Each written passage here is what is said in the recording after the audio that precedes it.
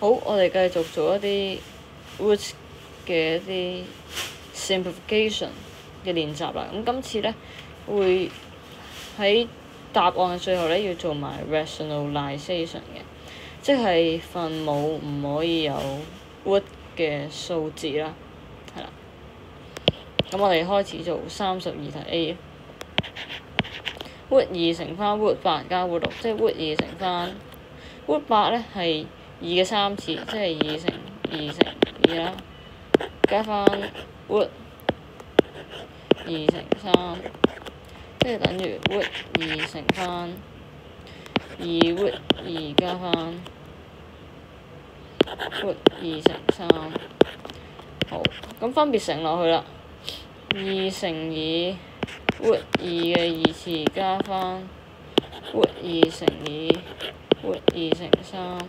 即係等於2乘2啦，加翻2 root 3，因為 root 2乘 root 2還原翻做2，所以最尾答案就係4加翻2 root 3啦。好，咁 B 題咧就係括弧 root 12減3 root 2生括弧乘 root 6啦。咁 root 12咧可以寫做4乘3減翻3 root 2乘 root 6，